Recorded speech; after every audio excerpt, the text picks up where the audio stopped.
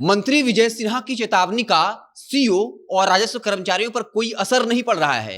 एक के बाद एक बड़ी चेतावनी के बाद भी राजस्व कर्मचारी जो है वो हजारों रुपए घूस लेने से पीछे नहीं हट रहे हैं। निगरानी विभाग का डबल अटैक हुआ और दोनों जगह राजस्व कर्मचारी हजारों रुपए के साथ पकड़े गए। आखिर पूरी कहानी क्या है आपको बताएंगे, उससे पहले औपचारिकता के लिए बता दूं कि मेरा नाम है हिमांशु कुमार और आप देख रहे हैं जनता जंक्शन। इस वक्त बिहार के लोग सबसे ज्यादा परेशान हैं अपने भूमि संबंधी दिक्कतों को लेकर और उससे ज्यादा परेशान है अधिकारियों और राजस्व कर्मचारी के द्वारा मांगे गए हजारों रुपए से।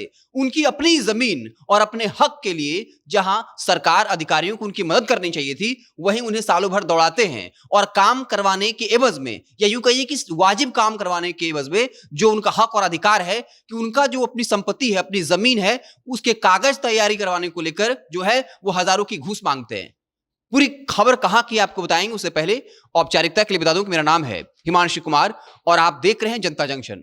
निगरानी विभाग बिहार में इस वक्त काम तो कर रही है, लेकिन सवाल यही है कि इतने काम के बावजूद भी जब लगातार राजस्व कर्मचारी और अधिकारी दिन दहाड़े जो है वो घूस लेते हुए पकड़े जाते हैं, फिर भी उनमें खौफ जो है वो बिल्कुल नाम मात्र का नहीं दिखता है। विजय सिन्हा और इस वक्त अंचलाधिकारियों के बीच कैसे रिश्ते हैं ये बताने की जरूरत नहीं है। रिश्ते इतने तल्ख हैं कि अंचलाधिकारियों की इतनी हिम्मत हो गई कि वो विजय सिन्हा के वाजिब चेतावनियों के बाद भी वो धरने पर चले गए और उसके बाद विजय सिन्हा भी पीछे हटने को तैयार नहीं हुए और ये साफ तौर पे कह दिया, आप अपना डोंगल और जो है अपनी गाड़ी की चाबी दे दीजिए और आपसे जो बड़े अधिकारी हैं वो अब से काम संभालेंगे और जब तक आप धरने पर रहेंगे आपको सैलरी भी नहीं मिलेगी। मंत्री विजय सिन्हा की हिम्मत की दाद देनी चाहिए और दाद उन अंचलाधिकारियों की भी देनी चाहिए जो विजय सिन्हा के खिलाफ ही धरना प्रदर्शन पर चले गए। सवाल उठता है कि इनके पास इतनी हिम्मत कहां से आ रही है, आखिर वो बैकअप पावर क्या है।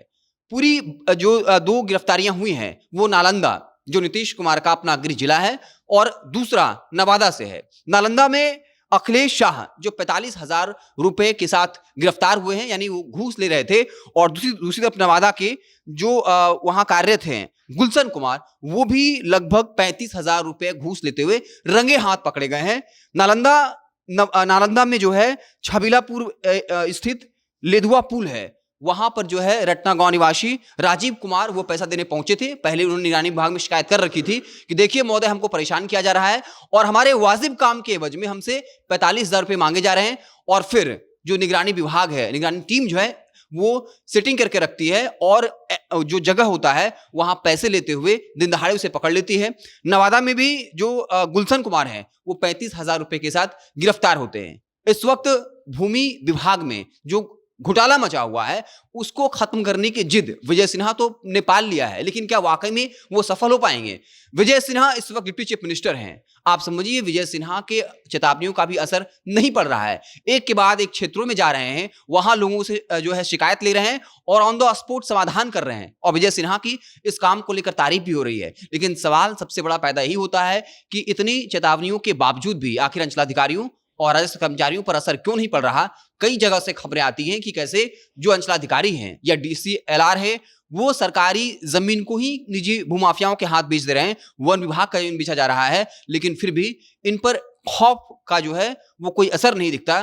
क्या ऐसे जो अधिकारी हैं या ऐसे कर्मचारी हैं, जब इनसे पैसे मिलते हैं इनको जेल भेजा जाता है फिर छोड़ दिया जाता है, क्या विजय सिन्हा सिर्फ चेतावनी देते रहेंगे या फिर इस तरह के कानून लेकर आएंगे? कम से कम जो रंगे हाथ पकड़ा जाता है वहां एक ऐसी नजीर पेश की जाए कि ऐसा करने की हिमाकत कोई ना कर पाए। लेकिन शायद विजय सिन्हा भी उस लॉबी के आगे लगता है कि दब से गए हैं। सिर्फ बयानबाजी करने से, चेतावनी देने से खबरें तो बनती हैं, लेकिन खबर यह भी बनेगी फिर कि आखिर क्या विजय सिन्हा का प्रभाव या उनका खौफ जो है वो अधिकारियों पर नहीं है? क्या कोई और चला रहा है पूरे प्रशासन को, जो एक आदमी बैठा हुआ है और उसके आश्वासन पर इस तरह का खेल चल रहा है?